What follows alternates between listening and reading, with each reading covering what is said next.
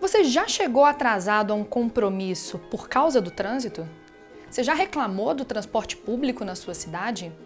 Você já teve vontade de colocar fogo num ônibus? Acho que esse tema é para você.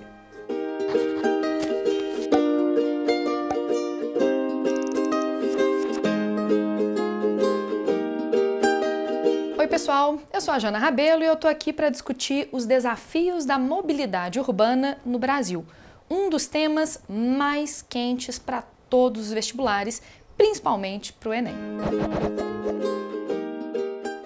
Mobilidade urbana é o conjunto das condições de deslocamento de cargas e de pessoas no perímetro urbano, ou seja, como as pessoas e as coisas se transportam dentro das grandes cidades brasileiras. Primeira coisa, se o nosso tema é os desafios da mobilidade urbana, a gente tem que provar que a mobilidade urbana é um problema no Brasil.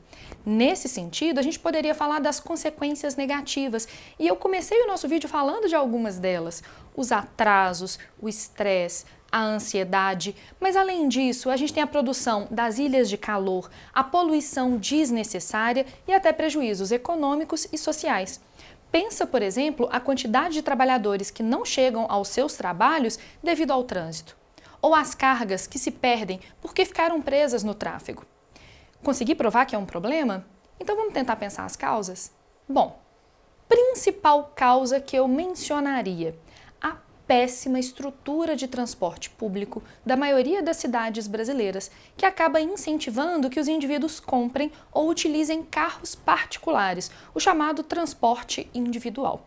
Se eu não tenho ônibus, se eu não tenho metrô, todo o meu desejo vai ser juntar um dinheirinho e ter o meu próprio carro. E as cidades brasileiras não comportam essa quantidade de veículos. Isso é intensificado pelo que a gente chama de carrocracia. As cidades brasileiras são construídas de modo a favorecer os carros e não os pedestres ou outros modais. Lembrar, modal é um tipo de transporte: bicicleta, patinete, ônibus ou metrô. Outra causa interessante de aparecer no seu texto é a jornada de trabalho. No Brasil, a gente ainda tem uma jornada de trabalho excessivamente rígida, que faz com que a maioria dos trabalhadores saia de casa ali por volta das 8 da manhã e volte para casa às 6 da tarde, que é o horário do rush. A flexibilização das jornadas e dos horários de trabalho é uma estratégia muito interessante.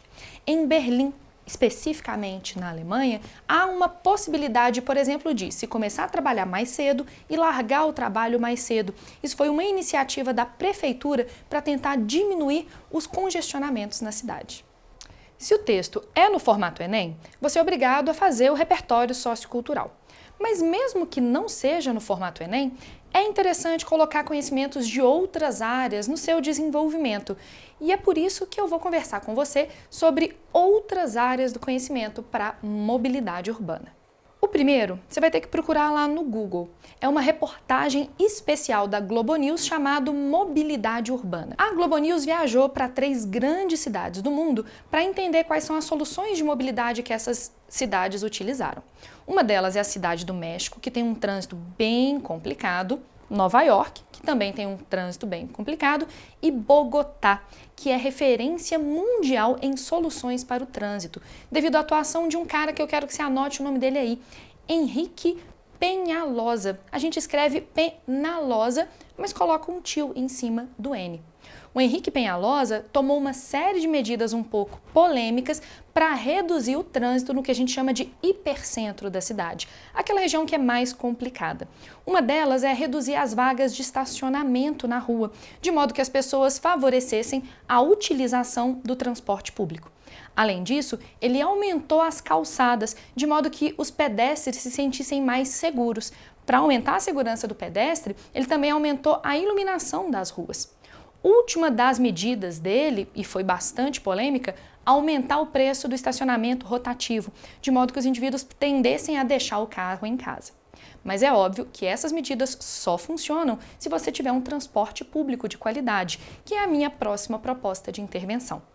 É necessário que se estabeleça uma parceria entre o governo federal, estadual, municipal e empresas no sentido de ampliar as linhas de ônibus e de metrô.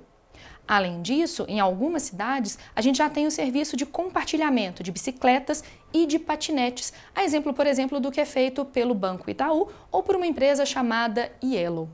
Ou seja, você pode ver aquilo que acontece na sua cidade e usar como exemplo para a sua proposta de intervenção.